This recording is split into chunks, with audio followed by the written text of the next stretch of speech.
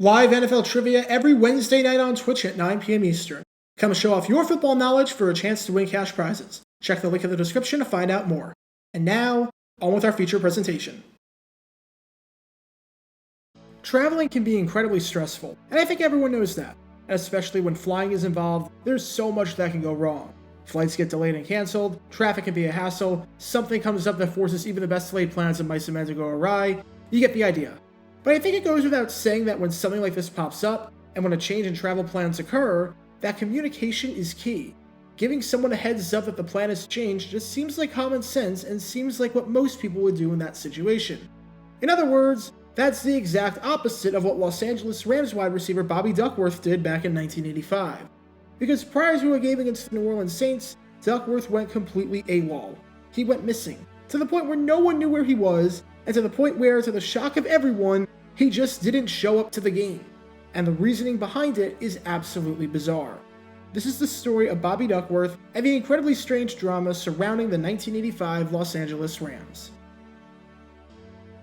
Before I talk about the incident in question, we need some context to understand just who Bobby Duckworth is, and what led up to the bizarre situation in the first place. And just as a disclaimer before going any further, everything I talk about in this video is going to be off of his playing days only. There are some things that Duckworth did after he retired that are pretty disturbing that I'm not going to bring up in this video, but you can look at and find out yourself with a simple Google search. Just keep that in mind, I'm just focusing on what happened while Duckworth was still playing in the NFL. In 1981, the San Diego Chargers decided to draft the Arkansas wide receiver, who spent the last 2 seasons inside the top 10 of the Southwest Conference in both receiving yards and receiving touchdowns. This move was strictly for depth purposes, as they were pretty set at wide receiver for the time being, with John Jefferson coming off of a Pro Bowl and first-team All-Pro season, where he might have been the best receiver in the NFL, and with Charlie Joyner also getting first-team All-Pro and Pro Bowl honors. However, Duckworth was eventually able to work his way up the depth chart and get some playing time. And in 1984, there were few deep threats in football better than Duckworth was. In 1984, Duckworth caught 25 passes for an astonishing 715 yards, or an average of 28.6 yards per reception. For some perspective, on every player in the NFL that had more than one reception, Duckworth led the entire league in yards per catch. And it gets even crazier. Of every player with at least one catch per game, so 16 catches over the season, the player in second place was Dokie Williams of the Los Angeles Raiders at 23.1. Duckworth was more than 5.5 yards better than second place.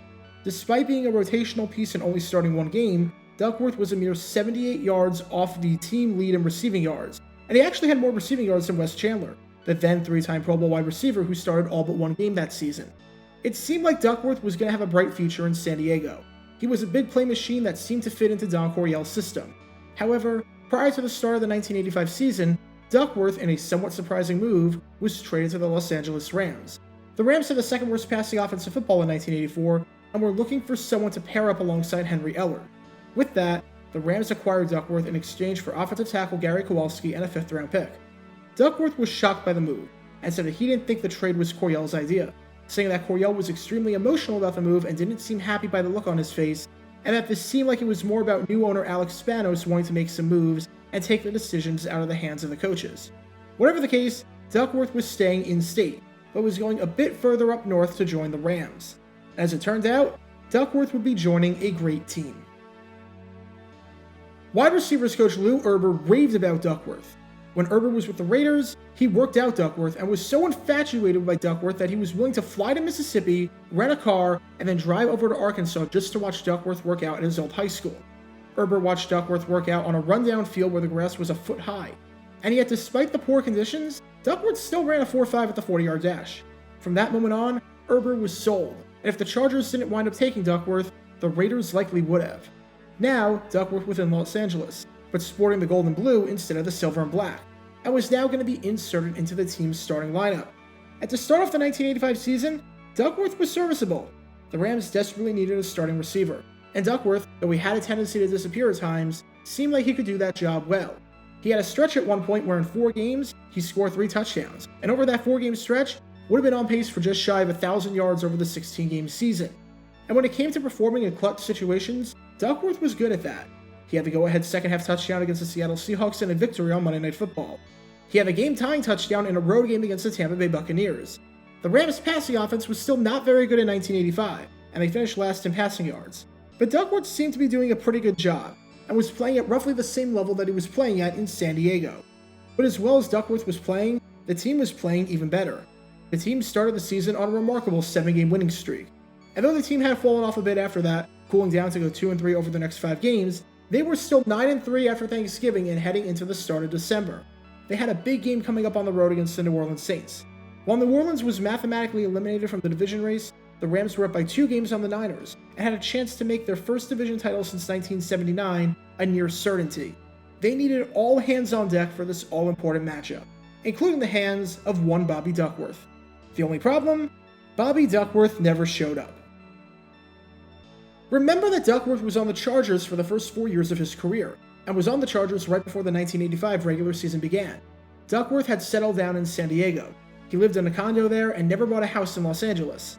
Duckworth would alternate time between his condo in San Diego and a Quality Inn near the Rams facility anywhere from 3 to 4 times a week. Because of this, Duckworth wanted to spend the Thanksgiving holiday down in San Diego.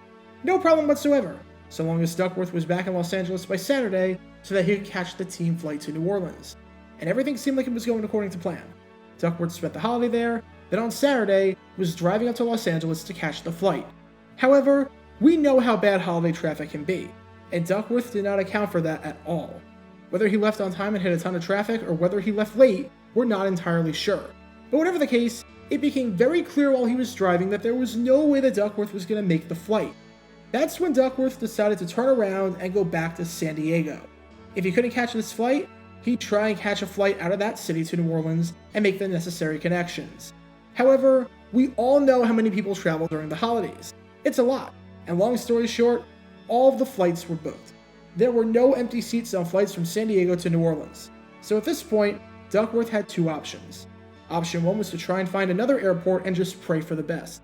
Maybe make the long trek out to Phoenix or Las Vegas and then try and find a flight to New Orleans there, or find a smaller nearby airport that might have a flight into a major hub that could connect to New Orleans. Option 2 was to call up the coaching staff and let them know the situation, and let them know that he wasn't going to be able to make it to the game because the flight situation just wasn't working. Instead, Duckworth chose a third option that would probably not cross a reasonable person's mind. He went completely AWOL. Afraid of what the reaction of the coaching staff would have been if he called and informed them that he was not going to be able to make it to New Orleans, Duckworth just decided to say absolutely nothing. No communication, no notification, no nothing. The last person that Duckworth spoke to was Sam Jashidi, the manager of the Quality Inn that Duckworth stayed at by the Rams facility. And all he told him, which was well before the missed flight incident, was that he was going to be out this weekend and would be back when the team returned from New Orleans. No one knew where he was, and concern only grew when Jashidi was asked by Rams executive Jack Faulkner to check his room, and he wasn't there. Not only were the Rams now going to have to face the Saints without their starting receiver, which they did not game plan for whatsoever, but they were now extremely worried as to his whereabouts.